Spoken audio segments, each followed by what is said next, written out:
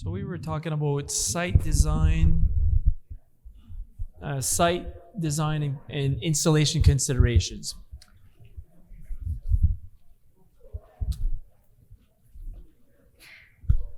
So what you need to know about your site before designing your wall is really what kind of site are you dealing with, what other conditions are there that could affect your wall.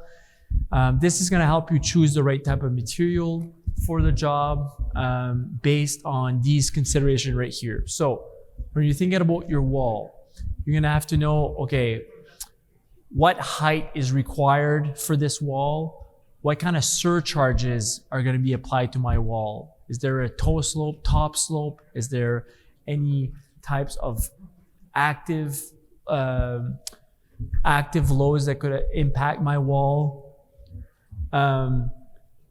What kind of slopes are around my wall? How is that going to impact my drainage? And then is it a terrace wall that I need, like a tiered wall? What kind of soils am I dealing with? And what kind of other resources are available for the wall build? So let's talk about a few things. So on these gravity walls and reinforced walls, the maximum height you can build is going to vary depending on what kind of materials you're using, depending on what kind of reinforced materials. If it's a reinforced wall, it's also going to depend on whether you have other things implicated. Like here in this example, you have a top slope here in behind your wall. That adds a lot of weight to the wall, right? And so, I don't know if people need to.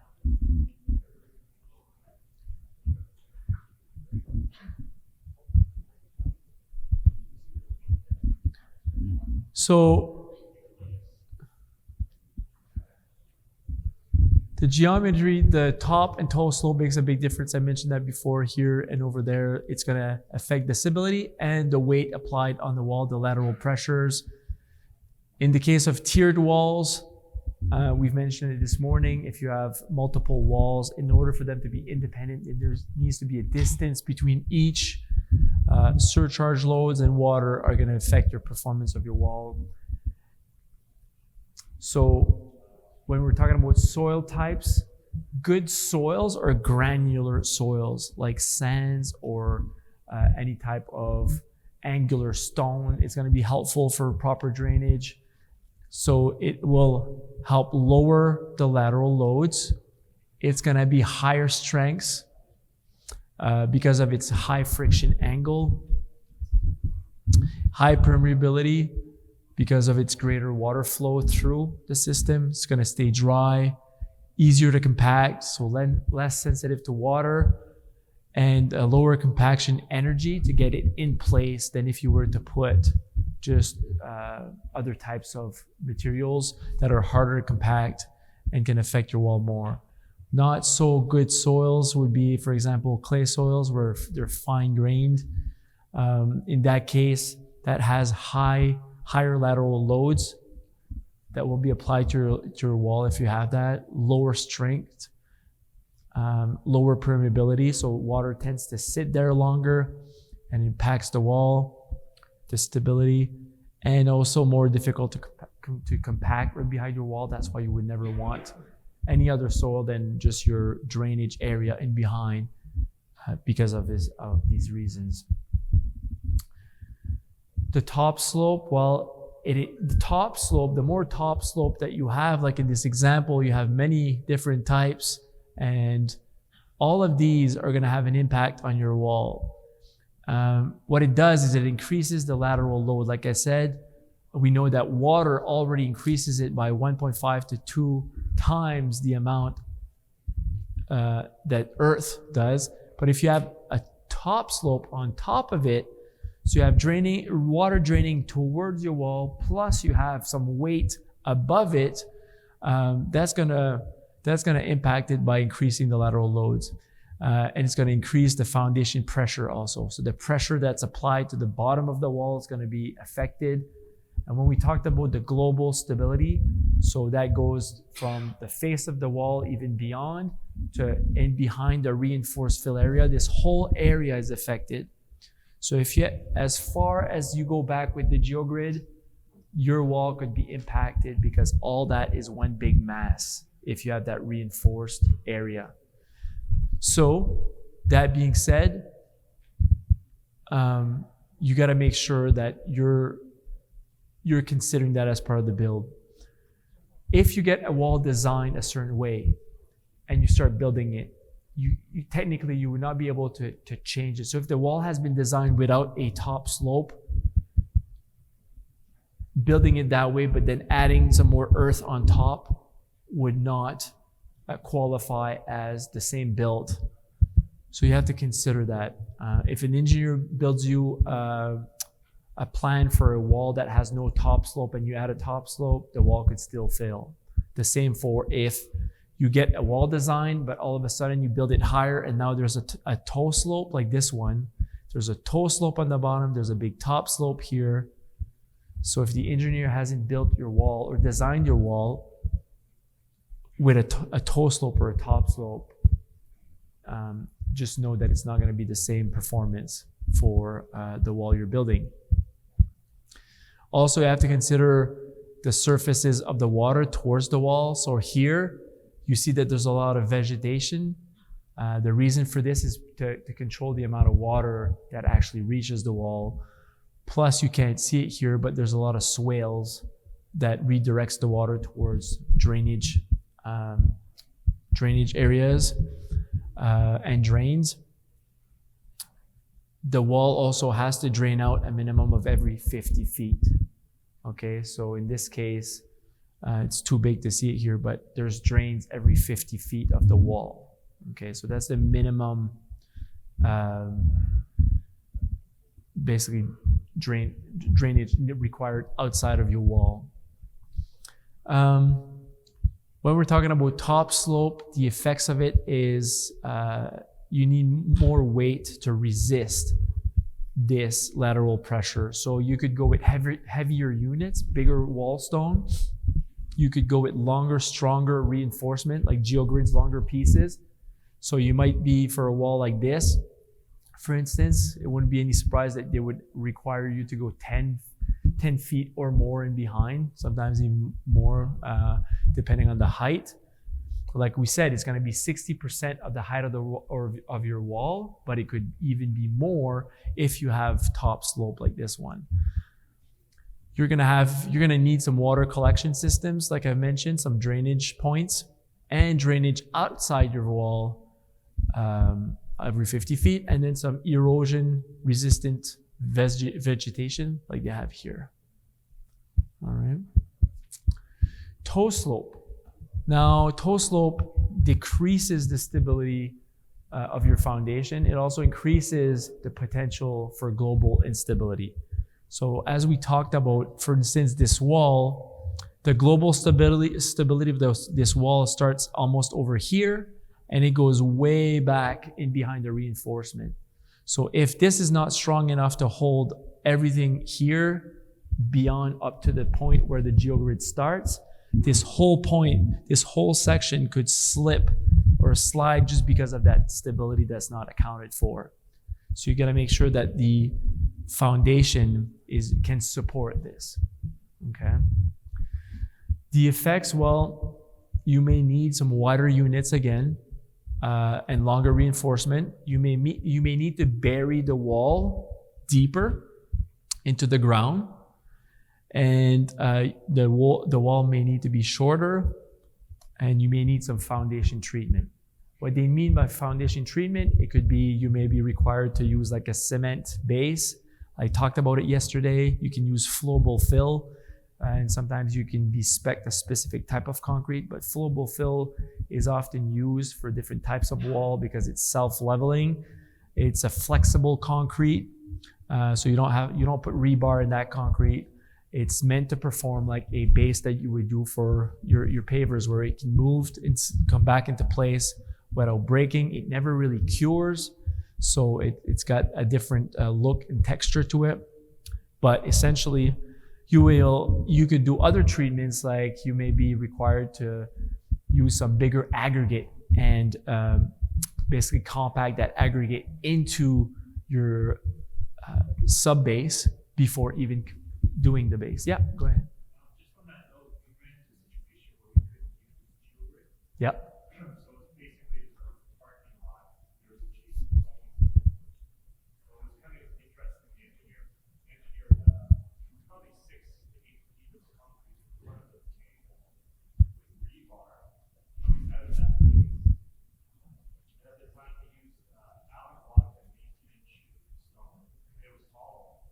So when we poured the foundation, we brought the rebar up. In. Wow. And when we let it dry, then we built our block with rebar up. We filled the core with concrete.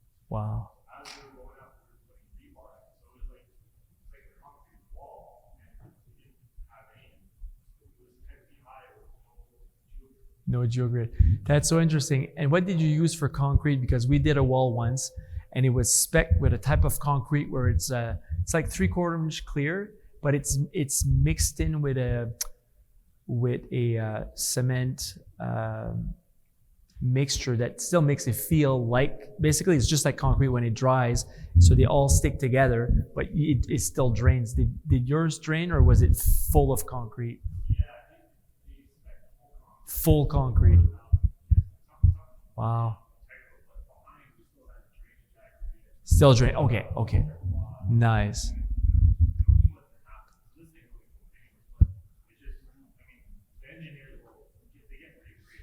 Yeah. Wow, yeah. That's huge. That's big. I like that example.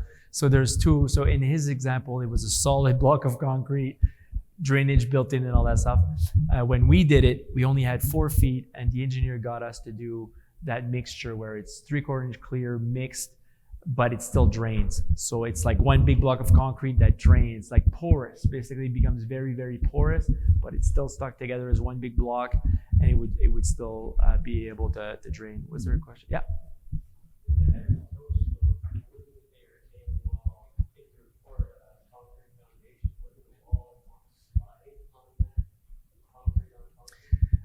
Good question. So the question was, would your wall still not want to slide forward if it was on that concrete? So there's different things that you can do there. Sometimes if you have enough, if the wall is embedded the right way or the right depth, it won't have tendency to slide. So that's one thing. The other thing that may be recommended if it's on concrete is to glue the first block. That might be recommended. But essentially, if the embedment is right, you should not have any issue. Yeah. Good stuff. Okay. Tiered walls. So we talked about it this morning. Here's your visual. So for instance, in this example, this could have been like a 6-foot wall, right? The landscaper gets creative and says, hey, I'm going to do a tiered wall so I don't have to call an engineer. Well, in this case, if you think about it, if you count the amount of blocks, and we'll just say that it's 6 inch each, well, this one would be 3 feet. This one would be 3 feet because this is buried. And then you'd have another one on top over here. So you're over 4 feet, all right? Well, technically, this wall does not perform as 3 different walls. They all perform as one, okay? Because that wall, because it's 3 feet, the wall in behind it should be 6 feet back. So it should be double the distance than the height of this wall. And because it's not, it just performs as one. So if it fails, you're liable just as much as you'd be liable if you would have built a 6 foot or more in height wall. In this case, it could be 6, 7, 8, maybe even 8 feet. So hope that makes sense. So a tiered wall, it increases the load on the lower tiers. And so that's why it may be a misconception to think that it doesn't, and they perform all as independent. But in this case, they all have an impact on each other. It reduces global stability because instead of having the global stability just being from the front of the wall and behind the wall, now it goes from the front of that wall to the back of the third wall. So now you've expanded the zone of that global stability, which if you're using GeoGrid, this whole section from front to back is considered as one big mass that can fill together. It reduces the constructible wall height because of this, and it increases the soil. You need to increase the soil reinforcement in length and strength if you're going to be building tiered walls. So as much as we would want to believe that that would save us from having to call an engineer, it actually puts you in a situation where you need to call them even more if you're going to do this because of that stability that's being reduced. So this is where we're talking about the distance. So if this is your height, the distance here has to be double that number. Okay? Question that I got this morning. If you're going to be doing a wall on top of each other, on top and behind each other, your geogrid here will most likely always be spec'd this way, where it actually starts here and it goes way in behind, up to and further than the second wall. So when you're actually building this whole section would be reinforced. All right. So these pieces of geogrid may be shorter here, minimum of 4 feet. But over here, as you can see, you may have to go 8 or 10 feet so that it reaches whatever amount length in behind that wall here. All right. And that's meant to be that way in order to support this whole section. All right. Because if you start the geogrid over here, this whole section here is no longer reinforced and is prone to settlement or even just failing because it's not tied in together. So if you're going to do a tiered wall that's not independent, you want everything to be tied in together like this. Other details you may have to consider is first the drainage over here for one wall, and then consider where the drainage is for this wall as well. They can all be tied in together, but essentially you want to get rid of that water at the lowest level as quick as possible. All right. And again, it all depends what kind of materials you use. Personally, I prefer using drainage stone everywhere, so I don't have to worry about any settlement when I have a second wall. But that's a lot of crushed stone if you're going to use all crushed stone. But I would go with whatever the engineer specs.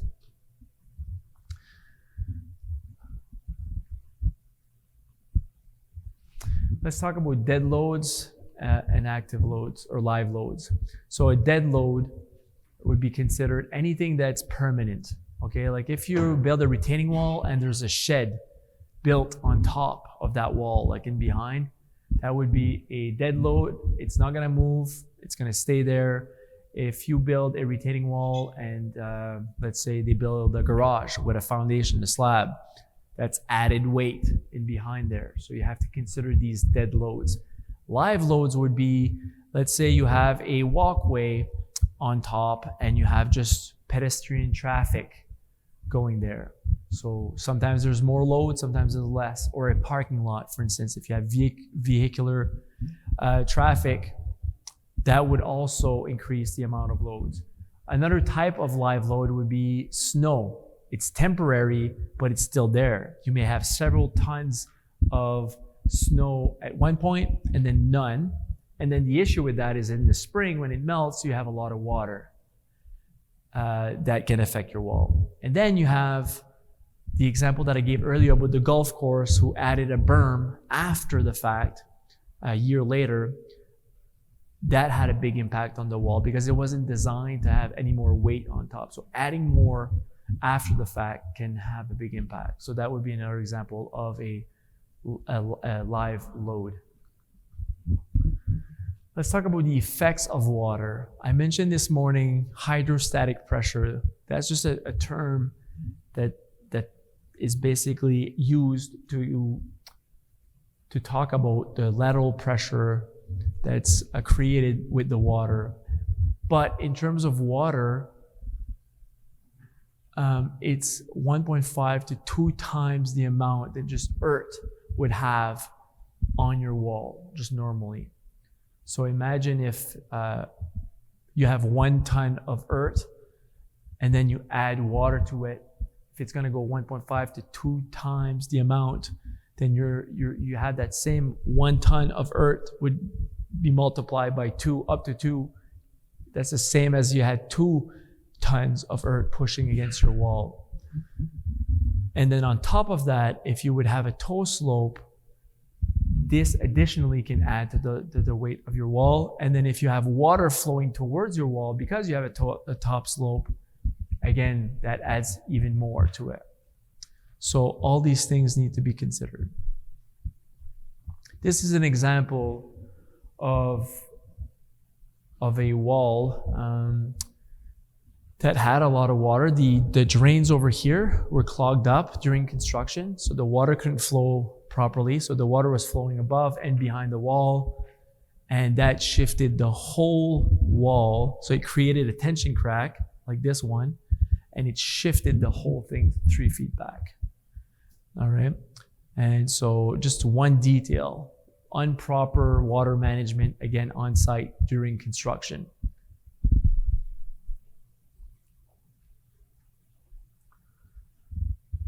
Performance guidelines. So we talked about, here we talk about codes. So anything that's reinforced above 4 feet should be done and stand by an engineer, or designed and stand by an engineer. That's the international code for over 4 feet. But like I said, it could be less than 4 feet. Some regions, some cities have their own bylaws, and you may need a permit or a stamp from an engineer for even something less than 4 feet. So that's something you should always check with your municipalities. Fill materials, you have to check what you have available to you. So from using gravel to non-select clays and silts. I mean, some people build retaining walls, and in the reinforced filled area, they'll use like a sandy silt or sandy clay because that's what's available on site. You just have to make sure that you don't have more than 35% of fines in it. So it can get pretty complicated if you have to start testing the reinforced soil before using it. That's why I just prefer using clear stone, crushed stone, drainage stone to do the work. Much simpler. You have to consider your drainage, water management, and like I said, the before, during, and after the job, and why you, and really consider why you need it. During your site plan, the things you have to consider is not only the elevations. I talked about using the laser level to get your elevations really quick and determining where everything needs to drain. But at the same time, you also need to consider the water that's going to come off that roof, right? That water that's come off that roof is going to come down somewhere, and you have to consider if it needs to drain out further, and if it's going to have an impact on whatever you're building, especially when you're doing hardscapes. Like you'll hear me say 100 times, water will be the #1 destroyer of your hardscape sites. So wall layout. A few things to consider is, we mentioned this morning, your base prep. Base prep is, remember, the width of your wall stone is going to be, let's say an example, 12 inches. You need 6 inches in the front of base material, 6 inches in the back, and you need to have a drainage pipe. If you're not going to use drainage stone, if you use dense graded material, your pipe needs to be on top of that dense graded material right here and behind. The minimum length for reinforcement, it's 60% of your wall, or 4 feet minimum, like I mentioned for this geogrid. So 4 feet in behind your wall, or 60% of the height of your wall. The leveling pad, we talked about it. And then you got to make sure that the whatever compaction equipment, if it's 2 feet but your compactor is wider, You have to consider that as well as what you're going to be compacting that trench with. They have some nice compactors now. I'm going to try to find a picture this afternoon to show you, but they have these new compactors for compacting in trenches. They're much easier to go around in a trench. They look different than what you have out back. They're just like a compactor that's about, I don't know if it's like 18, 20 inches by another 18, 20 inches. They're like square, but straight up. And you just basically control them. They're much easier to work with in the trench. So I'll try to find a picture of that. If you're gonna run some utilities, you may want to encapsulate them into a pipe and put them below the base if possible. But utilities are important to consider and to have its own trench so that you don't bother to know where they are at. I always take pictures anytime it comes to taking utilities and the installation. Always take pictures, recommended, highly recommended.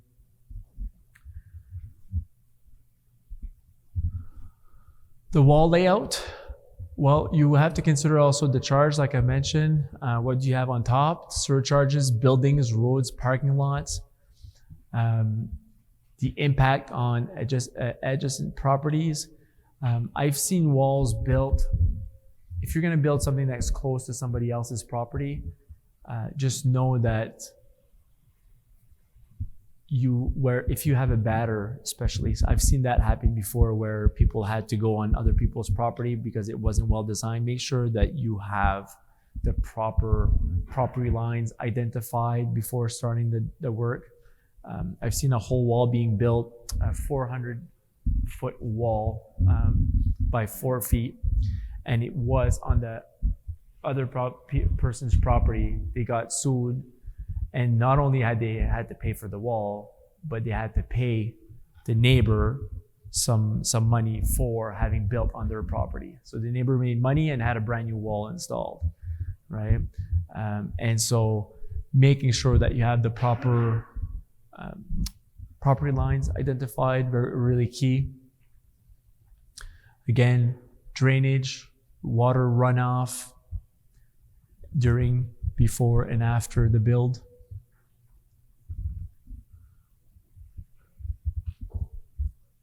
This is a good checklist to have when you're doing you're getting everything ready for your bid. Is okay, what's the minimum for design? I mean, minimum embedment, reinforcement lengths, reinforcement spacing, gravel fill layer, how much do you need? Identify also the drainage pipe outlet where it's going to drain out. The wall batter. So the wall batter is, what percentage is going to go back? Is it 1%, 2%? That's the wall leaning back. How much? And then if it's going to lean back, what's the distance between the starting point to the finish point, right? If it's it's a very high, tall wall, it might have an impact where you finish. You have to consider stuff like that. For the endpoint, adjacent structures, loads, surcharges, and then check the stability of the other structures. In the case where you'll be using an engineer, they would consider all these things for you. But if you're building, let's say, a wall that's 4 foot or less, you still need to think about these things. So it's a good checklist to have. Now for the recommended installation guidelines, you're gonna have to do a little bit like when we were talking about pavers. You're gonna have to do construction planning to be efficient. You're gonna plan the excavation, how much material is coming out. That's the big thing about retaining walls, is you're gonna do much more excavation than other types of work. So you have to know how much material is gonna come out. When you excavate soil, it's a question that I get all the time is why does it take more space to excavate, let's say, clay soil than sandy soil? Well, clay soil, when you dig clay soil, it expands. So if you have technically, let's say, 15 cubic yards coming out, let's say you're digging that amount, when you actually excavate that could expand anywhere from 15 to 30%. So you have to account for that. So that's gonna go in the truck. You may need more than one truck if the truck can only hold 15, 16 yards or however you calculate it. So that might end up you might end up needing a triaxle that can carry 21 yards, right? So just thinking about these little details for excavation purposes, for your costs, preparing the leveling pad. So again, when it comes to leveling pad is what kind of materials are coming in, coming out, what kind of compactor are you putting in there? Does it need to be wider? Placing the drainage pipe, installing your base course, installing the facing unit. We talked about some of the tools you can use to accelerate your process, installing the gravel fill in behind your wall, placing the infill. As you're building a wall, you're not gonna put 3 layers, 4 layers, and then just do all the backfilling after. Usually you won't go more than 2 blocks at a time before doing all the backfill. Another couple blocks, backfilling again. All right.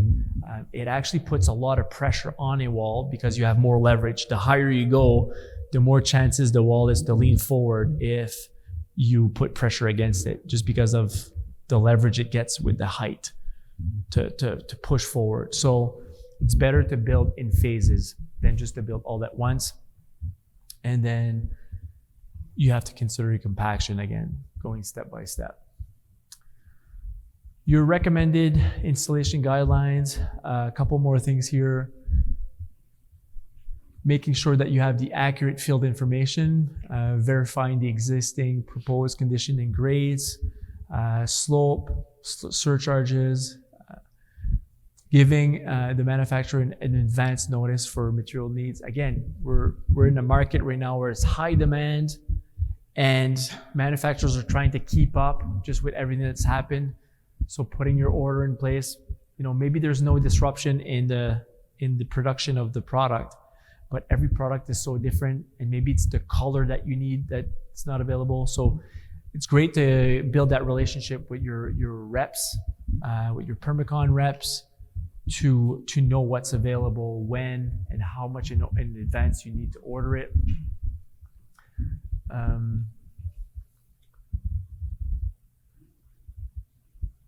Does anyone work with subcontractors here on your work? Yeah, we have a few.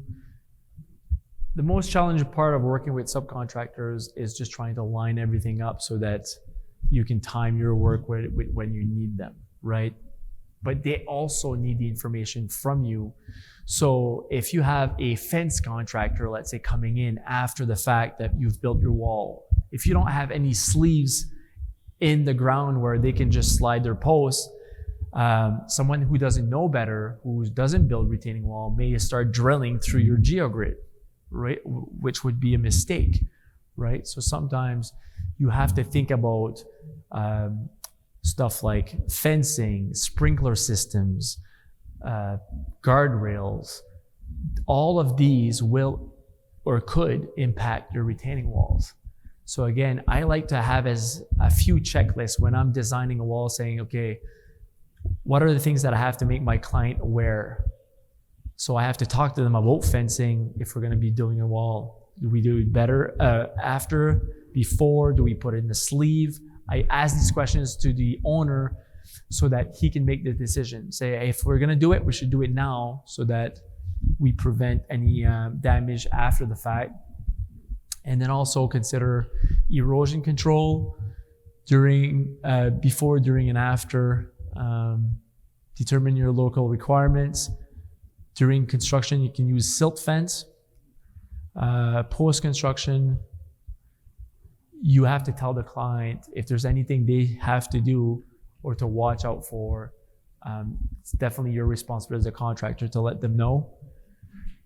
For example, you could tell them, listen, we've put 8 inches of topsoil and vegetation on top of your wall so that it can absorb as much water as possible.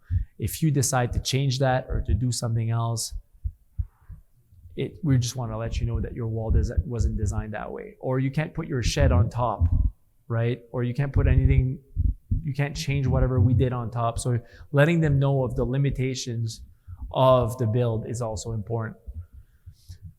You may also use temporary permanent erosion mats for sod and hydroseed if needed to to make sure that you don't lose any earth after construction in case of heavy rainfalls or water disruptions.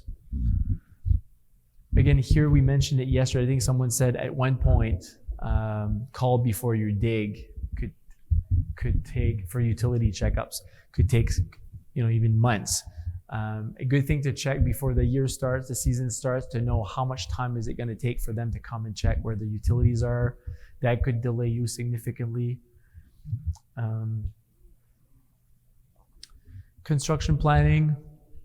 Well, again, we've talked a lot about water, where it runs off, having the right catch basins, knowing where you can drain and cannot drain. A lot of cities, you can't drain directly in the city water or their catch basin. You have to either do a dry well or drain elsewhere. So you have to know where you're able to drain your water. Again, making sure that you're designing the wall where it doesn't disrupt utilities. Protect the surrounding areas. Early on this week, Peter was mentioning in his presentation that he was working next to a neighbor, and drainage became an issue because as you're changing the elevations on one site, that might start affecting somebody else on the other site next to where you're working. So keeping an eye for how you're changing the environment and how it's going to impact others around. You have to consider that during the build as well. And to protect those surrounding areas. And then making sure that you compact those over excavated areas so they don't settle. All right. Excavation. Sometimes you build and it's flat ground and you build up. So that's not as much of an issue. But if you're cutting into a bank, there are certain things you have to consider, like bench cuts. For safety reasons, it's a lot safer to use bench cutting while excavating.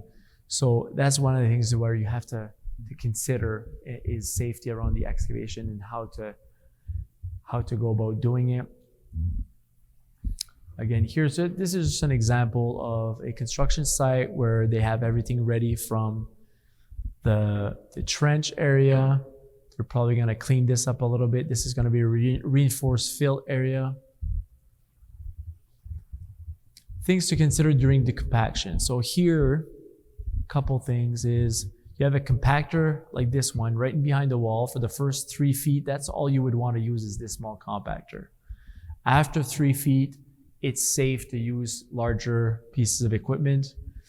What you're looking for is 95% standard Proctor density or more.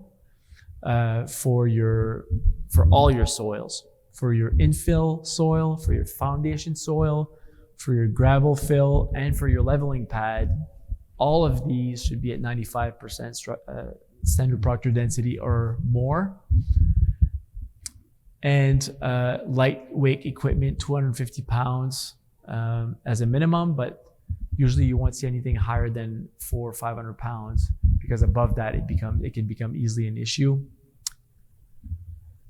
Here you see the old way of doing it. This is the technique that I was talking about, where when you level the front and the back of the block side to side, you have about 10 feet right here. That could take up to an hour to do, just because it doesn't take much to move a block too much or too little. And then if you do it too much, you have to lift the block, add some more material underneath, start all over again, front, back, side to side, make sure it's all level.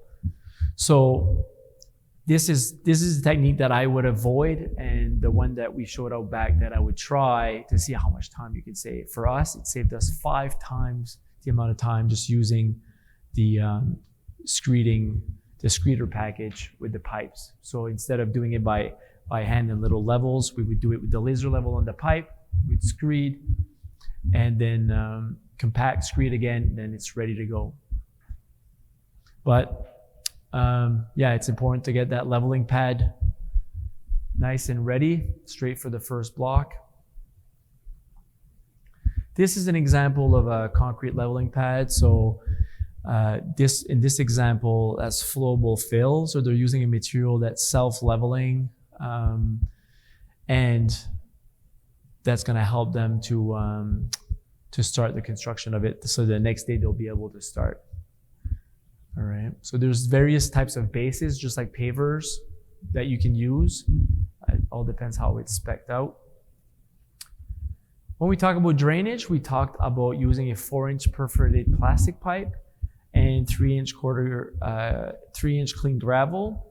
And this is where you would drain so every 50 feet, minimum of every 50 feet, having daylight drain pipes come out.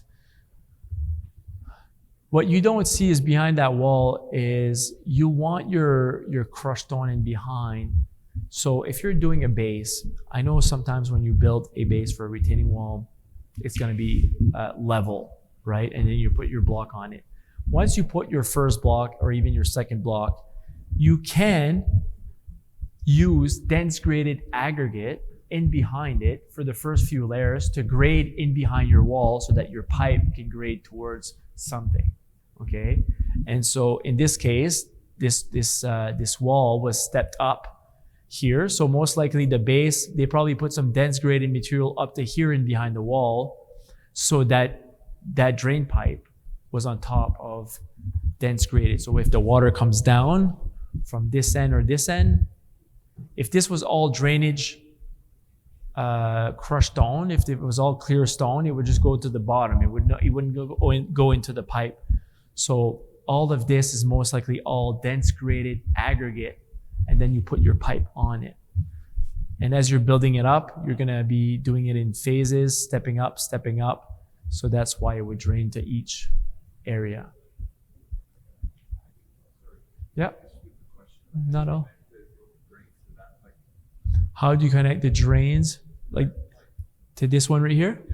You would cut into it, you put a T. Yeah, you just put a T here, stick it in, and then stick it out of the wall. Yeah, so it's just meant to capture the water when there's too much. It goes into the pipe and then it flows. The goal is really to have some kind of elevation so that if it gets in the pipe, it can flow in.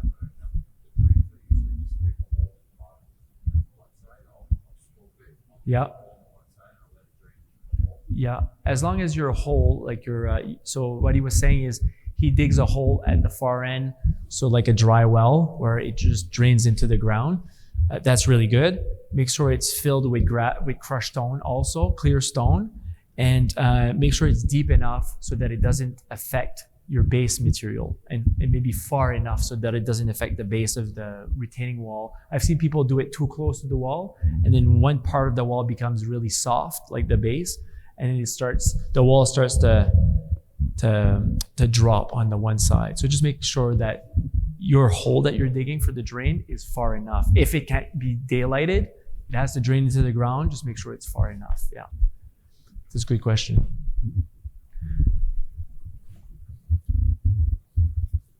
Placing the drain pipe. So if you're using I'm gonna do both example. Open graded material, you would put it at the bottom. So this is 3/4 inch clear stone. Then you would put it right at the bottom. So if anything collects in this section, it goes into the pipe and out. And this has to be daylighted. But the lower you put it, the harder it is to bring it out of your wall, right? So if you're gonna put it on the bottom here, it's gonna be hard for that pipe to come out of the wall and drain outside. Let's say let's say you have a lawn in here, it would be hard you'd have to go really far out to be able to drain out. So in this example, you'll have to do, like this gentleman just mentioned, where you do a dry well and you drain into the ground. But in these examples, this is what I meant by having the first block and using dense graded aggregate as high as you need to be able to either you do it for the elevation, where you can compact the material starting at the full height of the block to the other end, and that gives you that slope that you need to drain. But you would compact dense aggregate, you would do it here. And if you use dense aggregate for the base here, the pipe would go right on top. and then you try to daylight the pipe outside at some point every 50 feet minimum.